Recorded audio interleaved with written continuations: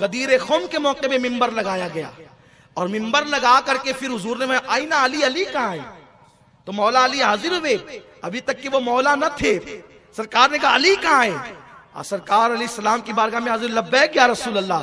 सरकार ने अली का हाथ उठाया, जो मौलाना गुफरान कहते हैं ना, हाथ उठा के कहो सुभान अल्लाह, हाथ उठा के कहो या रसूल अल्लाह। तो ये वो यादगार ताजा करना चाहते हैं, क्योंकि हुजूर ने कहा अपना हाथ उठा के अली का हाथ उठाया और फरमाया मन कुन तो मौला हूं फहाजा अली जिन मौला। सुभान मैं जिसका मौला हूं अली उसका मौला है। मन आदा वली जन, जो अली से अदावत रखे तो उससे अदावत रखना, और जो अली से मोहब्बत करे तो उससे मोहब्बत करना। सुभान अल्लाह। तो फिर क्या हुआ? आजकल कुछ ऐसे अनासिर पैदा हो गए कि जिनको अली के नाम से चिढ़ है, और कुछ ऐसे अनासिर पैदा हो गए जिनको सहाबा के नाम से चिढ़ है।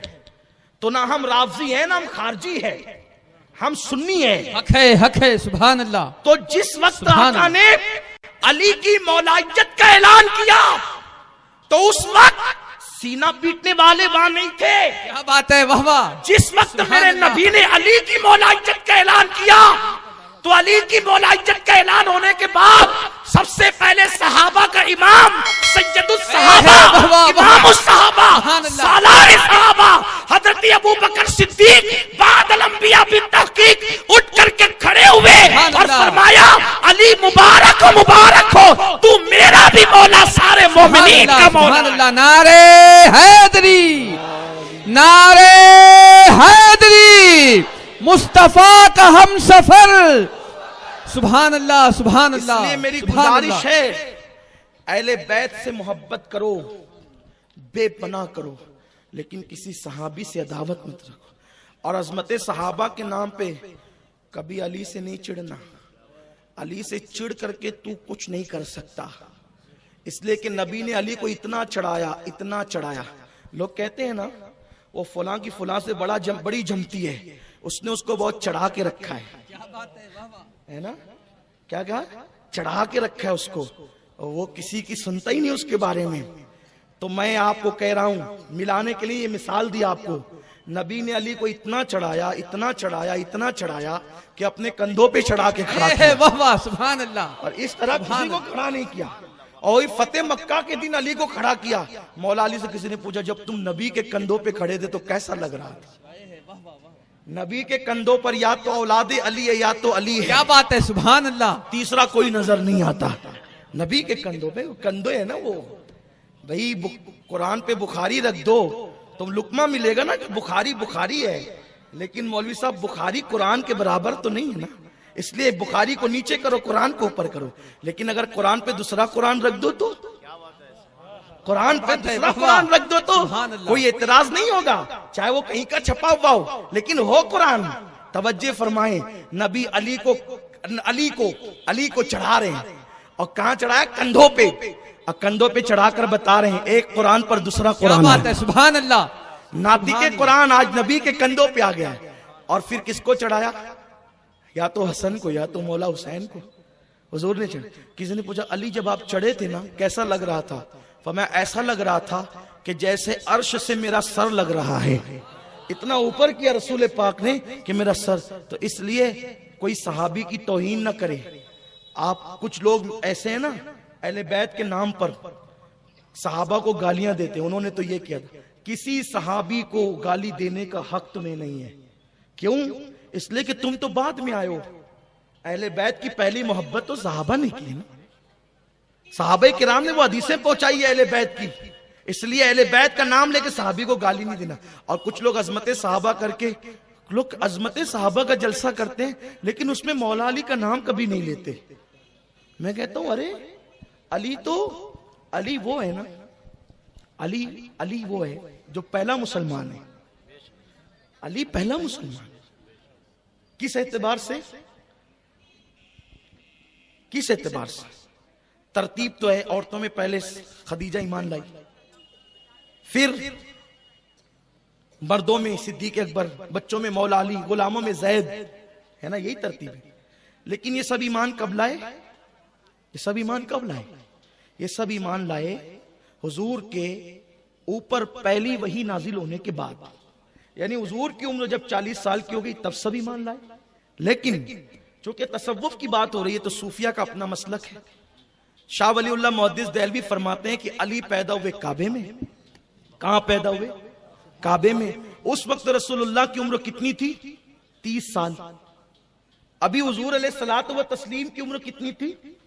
अभी पहली वही नाजिल नहीं हुई थी। पहली वही कब नाजिल हुई? 40 साल की है। उम्र कितनी है हुजूर की? 30 साल। अली हुए पैदा काबे में। काबे में पैदा हुए अली, शाह वलीउल्लाह फरमाते हैं काबे में जब पैदा हुए तो 3 दिन तक काबे के अंदर रहे।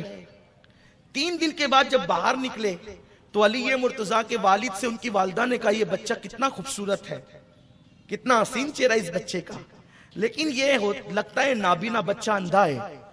तो वालिद ने कहा क्यों? कहीं आंखें नहीं खोलता 3 दिन से।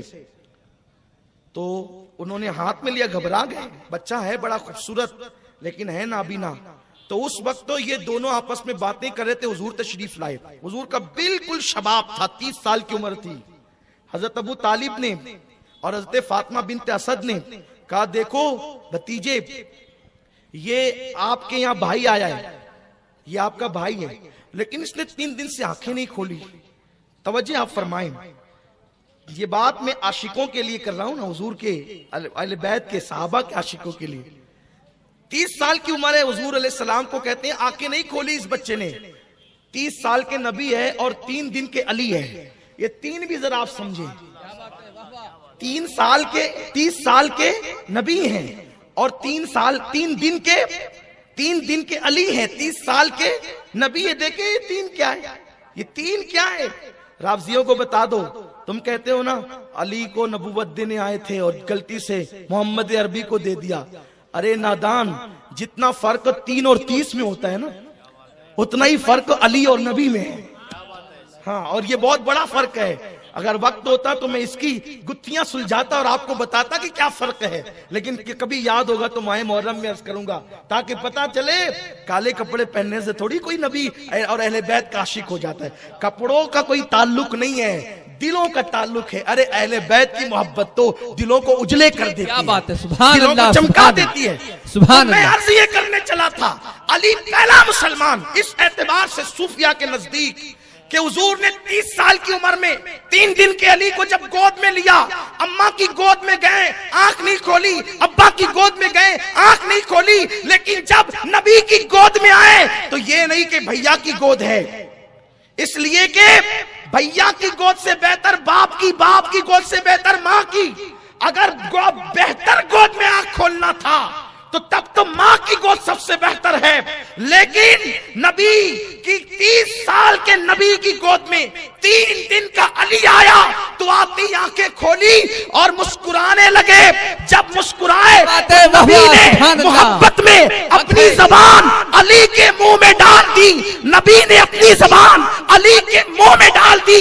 नबी ने अपनी जबान अली के मुंह में डाल दी। क्या हो रहा है? कोई शहद से जिंदगी का आगाज करता है, कोई माँ के दूध से जिंदगी का आगाज करता है। अली का आगाज कितना हसीन है कि देखा तो चेहरे मुस्तफा और सबसे पहले खाया तो लुआबे मुस्तफा और सबसे पहले जबान को यूं चूसते हैं जैसे कि माँ का दूध पी रहे हो। अली की माँ और बाप देख रहे हैं ये क्या हो रहा है, लेकिन अली बता रहे हैं कि औरों को जो सीने से मिलेगा वो बाद में मिलेगा। अली 3 दिन की उम्र में वो सब कुछ ले रहा है जो नबी के सीने में है। अली जवान हुए तो कहा गया अली तूने तो माँ बाप को डरा दिया था, 3 दिन तक आंखें क्यों नहीं खोली? तो अली कहते हैं ये तमन्ना लेकर आया था कि सबसे पहले दुनिया में जाकर किसी का चेहरा देखूंगा तो नबियों के इमाम का चेहरा देखूंगा। नारे तकबीर, नारे रिसालत, नारे हैदरी, नारे हैदरी, जश्न गौसे आजम, निगरां सुन्नी दावत इस्लामी। सुभान अल्लाह, सुभान अल्लाह। मेरी माँ खदीजा पर मेरा दिलो जान निसार। मेरी माँ खदीजा के लिए अर्श से सलाम आता है। 5 साल तक हुजूर के साथ रही, अभी मालूम नहीं कि ये नबी है। तवज्जो, 5 साल हुजूर के साथ एक घर में रही है, 25 में शादी हुई, 30 साल की उम्र तक, 5 साल तक पता नहीं चला नबी है। अली 3 दिन की उम्र में कह रहा है, वाह वाह, सुभान अल्लाह, सुभान अली अल्लाह। 3 तमन्ना लेकर आया था, पहले हुजूर को देखूंगा, और मैं तो 3 दिन बाद में कह रहा हूं। अली को तो पहले ही दिन तमन्ना थी। अरे जिस दिन शुरू नहीं हुआ था उनकी जिंदगी का, तब से तमन्ना थी, क्योंकि अगर पहले ही दिन गोद में आते तो पहले ही दिन आंख खोलते। पता चला अली ये ईमान लेकर आ रहा है कि मैं जहां जा रहा हूं वहां नबियों का इमाम मौजूद है, इमामुल अंबिया मौजूद।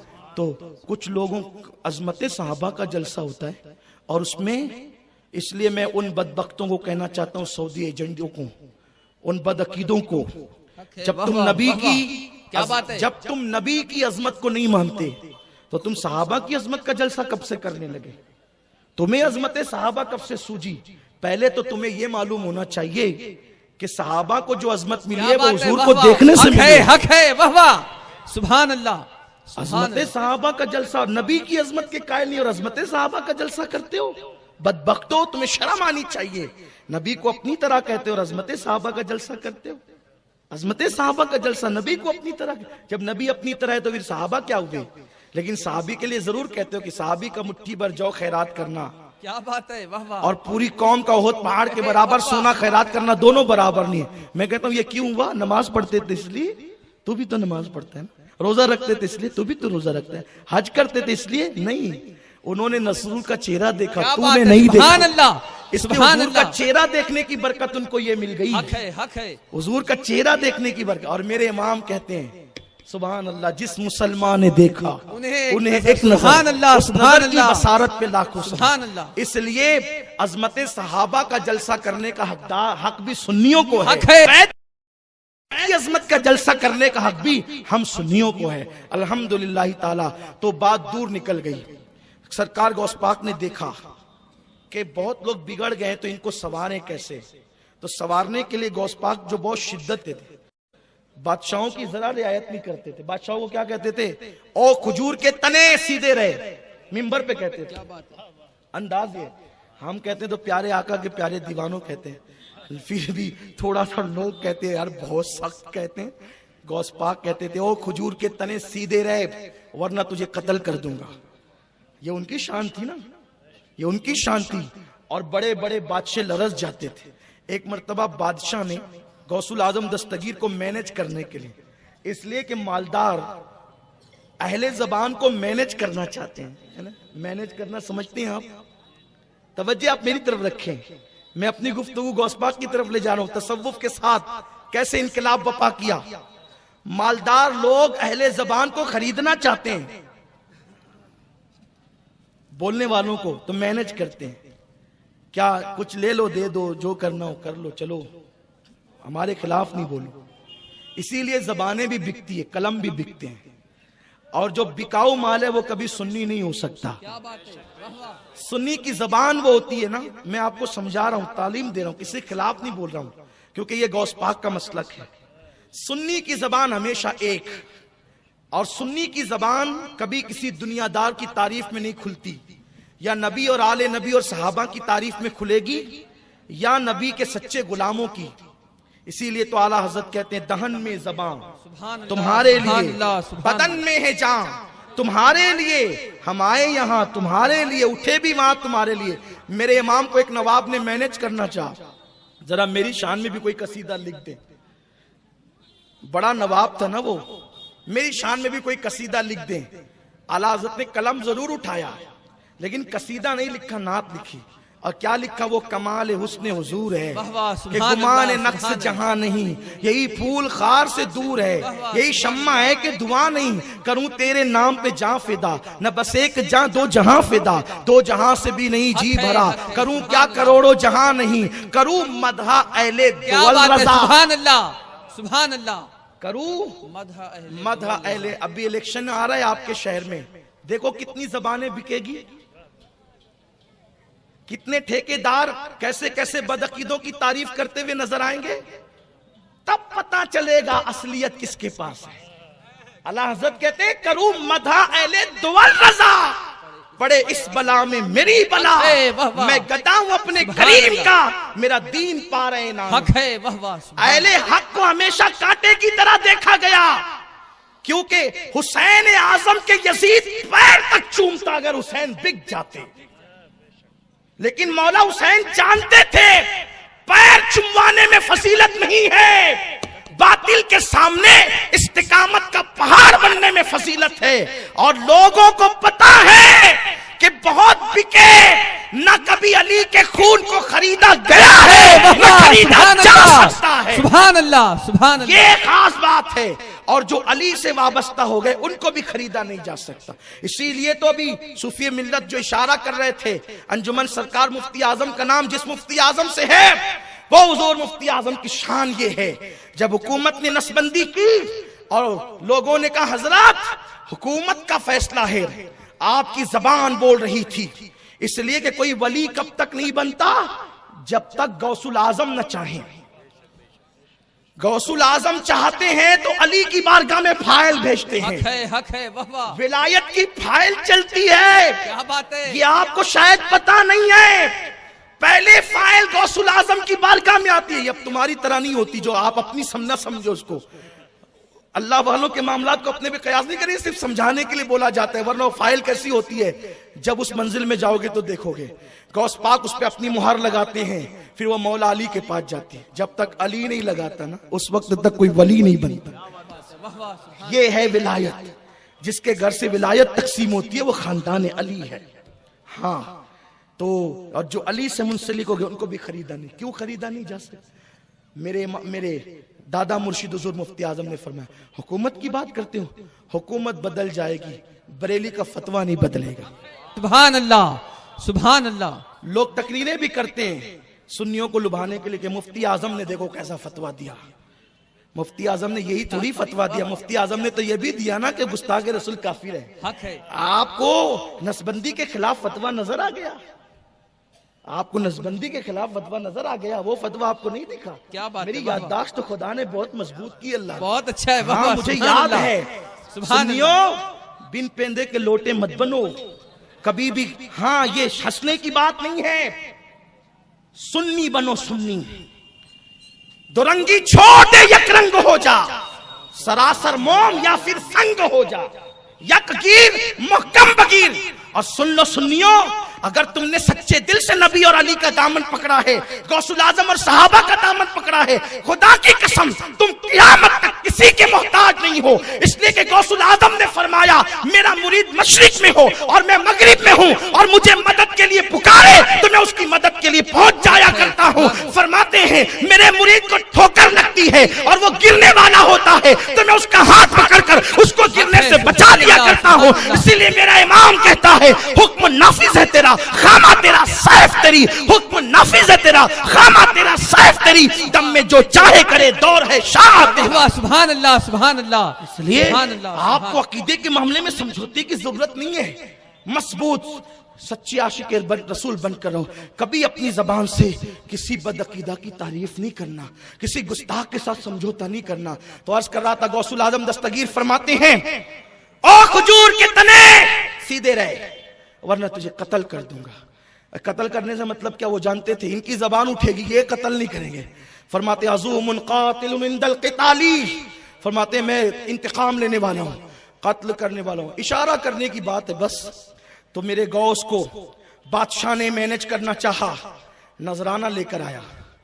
मुल्ला अली कारी लिखते हैं 10 थैली बड़े बड़े, 10 थैलियां दीनमो दीनार से भरी हुई लेकर के आया। लीजिए हजरत, कबूल कीजिए।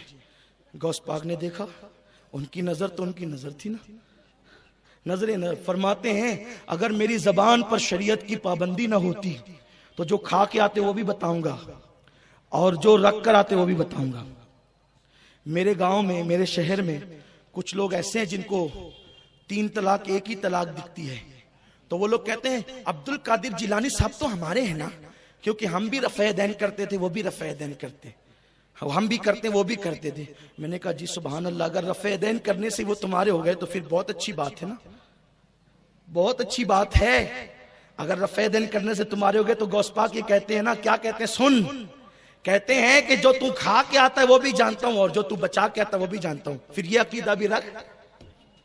गौस पाक फरमाते हैं, अल्लाह अकबर, आप तो ये बर्दाश्त ही नहीं कर सकेंगे, आपने रफ़ेदैन में उनको अपने पाले में ले लिया। लेकिन वो ऐसी हस्ती नहीं है कि कोई किसी के पाले में चले जाए। अरे सारे पाले उनके, कयामत में भी झंडा लेकर उठेंगे, कादरी झंडा उनके हाथ में होगा। हाँ, उनके हाथ में कादरी झंडा। वो क्या हस्ती है तुम्हें क्या पता है। रसूलुल्लाह मूसा अलैहि सलाम को साथ में लाते हैं और कहते हैं, मूसा देख इसको, ये मेरा बेटा है। अरे ऐसे ही बेटों का तारुफ होता है। किसको? मूसा अलैहि सलाम को ला रहे हैं। आका मूसा देख के मेरा बेटा है, इस जैसा कोई तेरी उम्मत में है तो बता। हजरत मूसा ने कहा, नहीं या रसूल अल्लाह, मेरी उम्मत में तो ऐसा कोई भी नहीं है। एक मर्तबा मेरे गौस खिताब कर रहे हैं, खिताब करते करते हवा में चलने लगे। ये तो आपको कहानी लगती है ना, लेकिन इसको मुल्ला अली कारी शारे बुखारी ने लिखा, मुहद्दिसीन ने लिखा इसको। हवा में चलने लगे, चलते चलते कहा, ए बनी इस्राइली रुक, और मुझ मोहम्मदी का खिताब मेरी तकरीर सुनते जा। जब तकरीर खत्म होगी तो लोगों ने कहा, हजरत ये आपने किसको रोका था? फरमाया, खिज़र उड़ करके जा रहे थे तो मैंने हाथ पकड़ लिया, इधर आओ जरा, मेरी भी तकरीर सुन करके जा। ये मेरे गौस का मर्तबा है। अरे जब गौस ऐसा है तो अली कैसा होगा, अली ऐसे है तो नबी कैसे होंगे? यही तो बात है।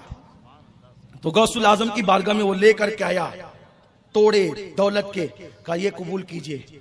फरमाया अच्छा लाई दर लिया और 2 थैली उठाई और उठा करके उसको निचोड़ा। जब निचोड़ा ना तो उसमें से खून टपकने लगा।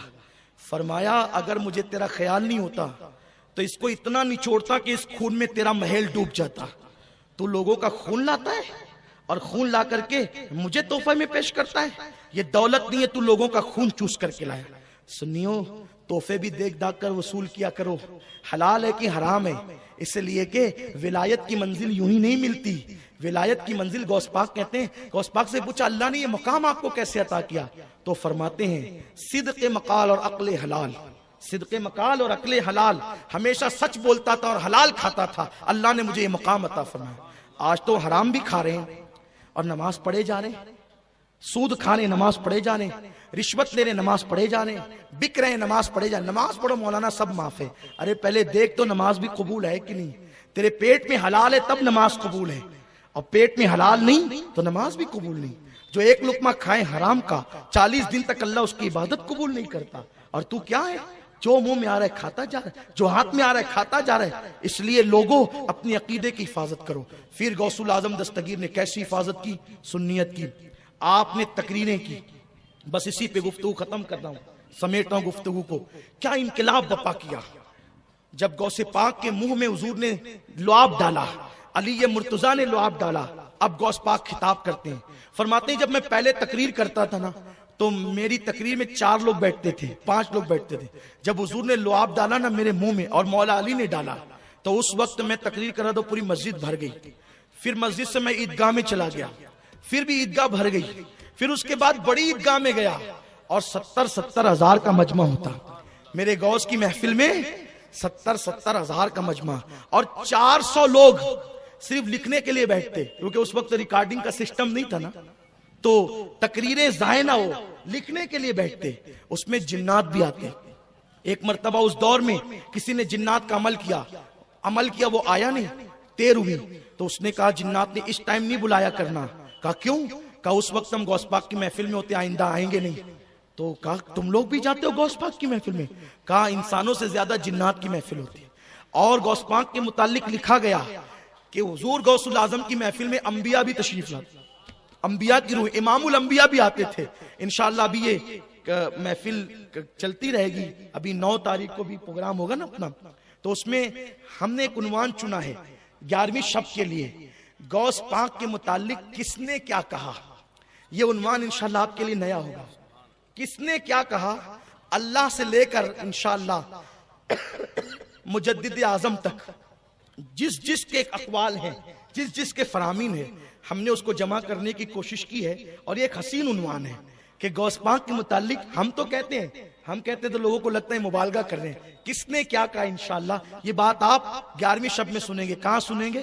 तोशे मुबारका की फातिहा होगी मरकज या रसूल अल्लाह पर, आप वहां आएंगे तो सुनेंगे। मैं अपनी गुफ्तगू चूंकि समेट रहा हूं और इसी वाक्य पे गुफ्तगू खत्म करनी है कि सरकार गौसुल आजम जब 70,000 का मजमा होता, 400 लोग लिखने वाले, और गौस पाक की मेरे आका की करामत थी, पहला आदमी जो यहां बैठ के सुनता ना, आखिरी भी वहां तक सुनता। तो गौस पाक की जब महफिल में 70,000 आए तो जितने खतीब थे बेचारे सबकी महफिलें सुनी पड़ गई।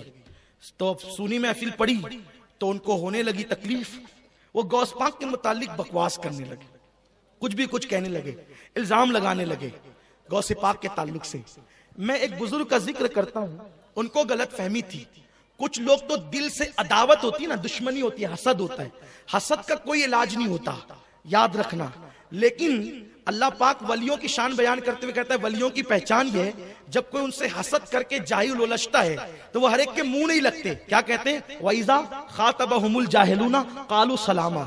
जब जाहिल उनसे उलझते हैं तो वो सलाम करके आगे बढ़ते हैं, भाई छोड़ो, अब छोड़ो, हमें छोड़ो, जान छोड़ो हमारी, हम तुमसे नहीं उलझते। ये होता है। तो कुछ लोग जहालत की वजह से, हसद की वजह से गौस पाक की महफिल की 70,000 का मजमा देख करके जलते, अलग अलग इल्जाम लगाते। गौस पाक उनसे मुताल्लिक कुछ नहीं कहते।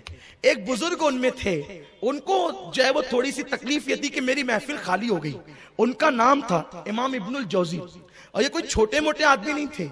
इमाम इब्नुल जौजी इतने बड़े बुजुर्ग हैं कि उन्होंने जो किताबें लिखी है, तो किताबों को जो उन्होंने लिखते वक्त अपनी कलम को, क्योंकि लकड़े का कलम होता था, तो कलम को जो छाटा है तो छाट कर इतनी कतरन जमा की उन्होंने कि फरमाया कि मेरे इंतकाल के बाद इसी से मेरा पानी गर्म करना, नहलाने का, मैयत को नहलाने का। लोग कहते हैं उस कतरन से पानी गर्म किया गया तो वो कतरन फिर भी बच गई और पानी गर्म हो गया। तो जिसके कलम की कतरन इतनी होगी वो कितना बड़ा आलिम होगा। तो गौस पाक के एक मुरीद थे, उनके पास पढ़ने आते थे। वो जब देखो जब कहते थे, ओ तेरे पीर को क्या आता, उनको क्या आता, और वो तो लोग जबरदस्ती उनके महफिलों में जाते सुनते हैं। तो वो कहते हजरत मेरे पीर साहब तो कभी आपके खिलाफ कुछ नहीं कहते, लेकिन ये आप क्या। हालांकि दोनों का मसलक अहले सुन्नत था, तो सूफियाए किराम ने खिलाफ कुछ नहीं कहा, लेकिन बदअकीदों के खिलाफ बुजुर्गों ने कहा। पाक ने राफजियों के खिलाफ बड़ी तकरीरें की, बड़ी किताबें लिखी, गुनियतुत तालिबीन है। मेरे कुछ सुन्नी भाई ये सोचते हैं कि राफजी बहुत अकीदतमंद होंगे, वो हुसैन आजम के और अहले बैत के बड़े आशिक होंगे। ये ढोंग है, ढोंग। राफजी कोई आशिक अहले बैत नहीं, आशिक अहले बैत सिर्फ सुन्नी हो सकते हैं, आशिक सहाबा सिर्फ। और गौस, ये राफजी वो लोग हैं, अगर कोई सुन्नी उनकी मोहब्बत में मुब्तला है तो उसको बता देता हूं कि गौसे पाक को राफजी सैयद नहीं मानते। वो कहते हैं कि अब्दुल कादिर जिलानी सैयद नहीं, ये उनका अकीदा है।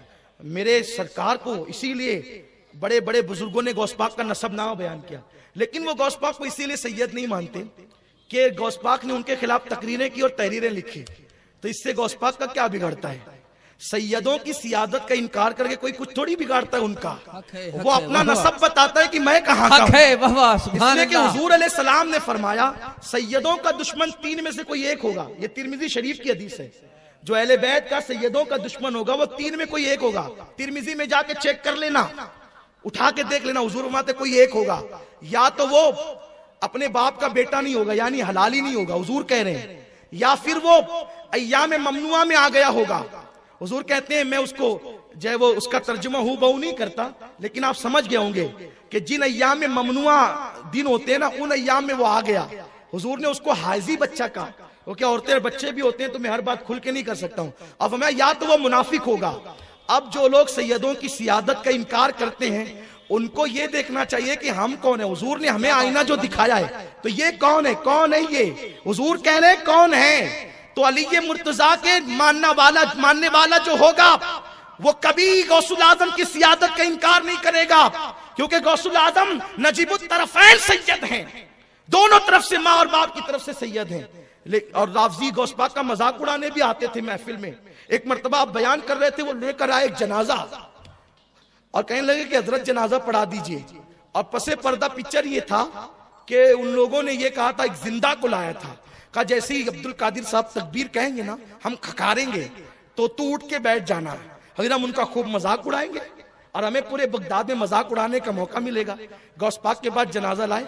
गौस पाक कभी बदअकीदों का जनाजा नहीं पढ़ते थे, लेकिन मेरे गौस है ना, नजर तो इला बिलादिल्लाहि जमा, मैं अल्लाह के शहरों को ऐसे देखता हूं जैसे हथेली पे राई का दाना। तो जब वो मजाक उड़ाना चाहते थे तो फिर आपने ही बता दिया कि तुम्हारी औकात क्या है। वो लाए, हुजूर जरा जनाजा पढ़ा दीजिए ना। फरमाया जिंदे का पढ़ाऊं कि मुर्दे का? जिंदे का पढ़ाएं कि मुर्दे का? उन्होंने कहा अजीब बात है, जनाजा तो मुर्दों का ही होता है, जिंदों का क्या होता है? फिर पीछे खड़े हो जाओ, कभी पीछे खड़े हो जाओ। अगर मुर्दों का ही जनाजा होता है, तकबीर कही 1 2 3, वो खकार रहे, वो खकारते ही रह गए। न उसने उठना था ना वो उठा। जब सलाम फेर दिया, गौसे पाक हटे, उन्होंने जो है वो छतरी हटाई, कपड़ा हटाया, उठ। अब वो उठता ही नहीं। उन्होंने कहा हजरत क्या हो गया? कहा मैंने तो पहले ही पूछा था, जिंदे का पढ़ाए के मुर्दे का? तब कदमों पे गिरे और कहने लगे अब्दुल कादिर जिलानी कोई मामूली हस्ती नहीं है, सारे अख्ताबे जहां करते हैं काबे का तवाफ, काबा करता है तवाफे दरे वाला तेरा। ये मेरे गौस की शान है, गौसुल आजम दस्तगीर की शान है। तो आप खिताब फरमाते थे हजरत अब इमाम इब्नुल जौजी रहमतुल्लाह अलैह। और याद रखना, कभी किसी सुन्नी से कोई इख्तिलाफ होना तो उससे बदला नहीं लिया करना, माफ करना, ये सूफिया का तरीका है। कांटों के मुकाबले में कांटा नहीं, पड़ोसी सुन्नी है ना, कोई बात नहीं। अपनी जात को कोई कितनी भी तकलीफ पहुंचाए, कभी बदला नहीं लेना। इंशाअल्लाह मैं एक तकरीर इस पे और करूंगा। वली में जब तक 12 सिफत पैदा नहीं होती वो वली नहीं बनता। यानी किसी में जब तक सिफात, वो कौन सी 12 सिफात है जो आदमी को वली बना देती है? इस दरमियान में 11वीं शरीफ में कहीं भी प्रोग्राम होगा, याद दिलाइएगा कौन सी 12 सिफात है वली बना दे। अगर अमल करोगे इंशाअल्लाह वली बनोगे, क्योंकि आज भी उनका फैजान तकसीम हो रहा है ना। तो इंशाल्लाह उन्वान के साथ ऐलान होगा। मैं साथियों को कहूंगा कि वो ऐलान उन्वान के साथ करेंगे, आप जरूर आइएगा। वैसे तो माशाल्लाह आप बहुत प्यार करते हैं, आप आते ही है माशाल्लाह, ये गौस पाक का फैजान है।